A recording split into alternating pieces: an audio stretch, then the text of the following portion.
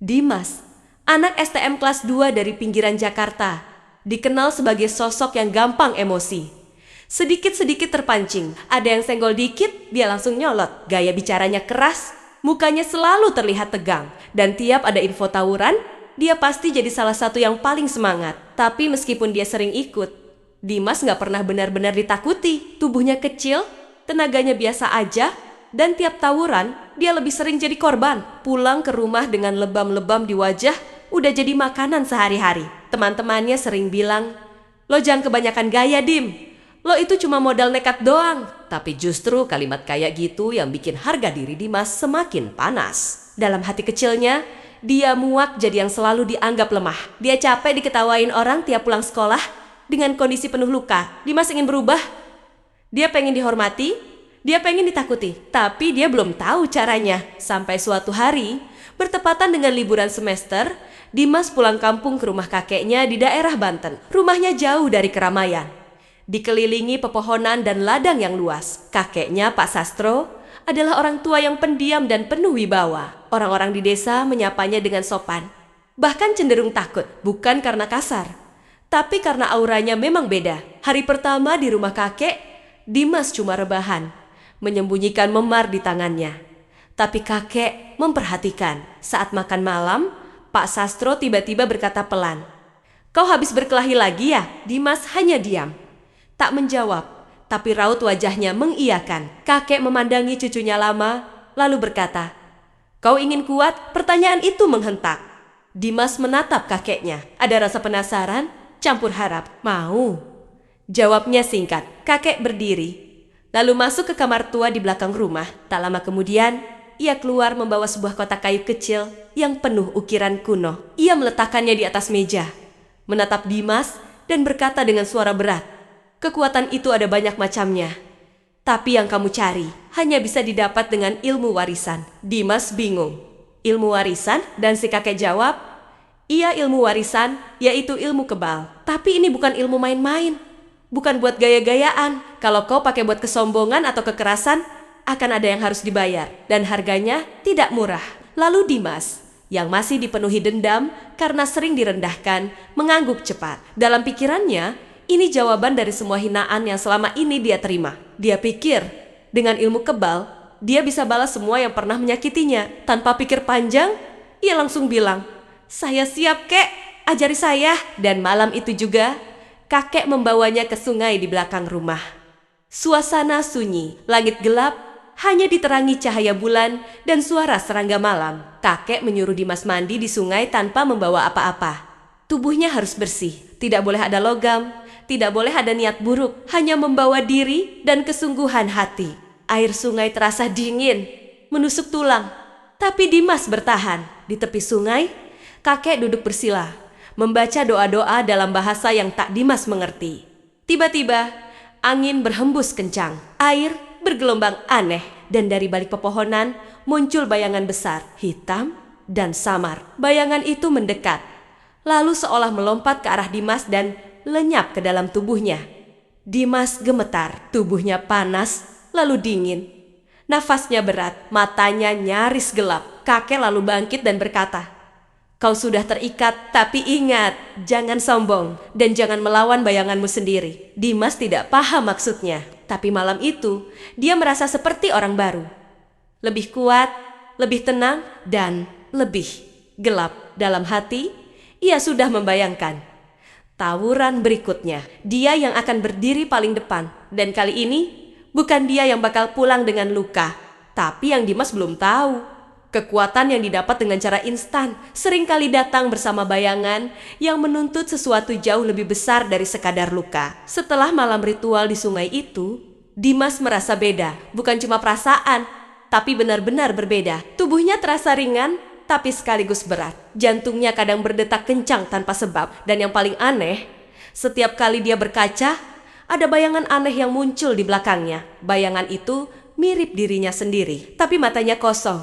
Dan kadang tersenyum pelan seperti menyimpan rahasia. Awalnya, Dimas mengabaikan itu. Dia berpikir mungkin hanya efek dari ritual semalam. Tapi perasaan tidak nyaman itu terus mengikuti. Bahkan saat ia kembali ke Jakarta dan mulai masuk sekolah lagi, Bayangan itu tetap muncul di cermin kamar mandi sekolah, di jendela kelas, bahkan di layar ponsel saat kamera selfie menyala. Tapi semua rasa takut itu hilang ketika Dimas ikut tawuran pertamanya setelah diisi. Hari itu, sekolahnya bentrok dengan sekolah tetangga. Lokasinya di jalanan belakang pasar, tempat biasa mereka menyelesaikan masalah. Dimas berdiri di depan. Tangannya hanya menggenggam potongan kayu kecil, tapi wajahnya tenang.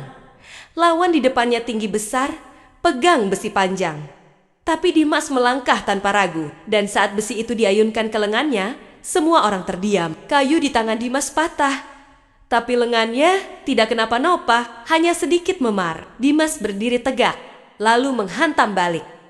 Lawan di depannya langsung tumbang. Beberapa anak yang melihat itu mundur perlahan, bahkan ada yang lari. Teman-temannya terdiam tak percaya. Sejak hari itu, nama Dimas jadi buah bibir. Dari yang dulu sering diledek, sekarang jadi ditakuti. Banyak yang memujinya.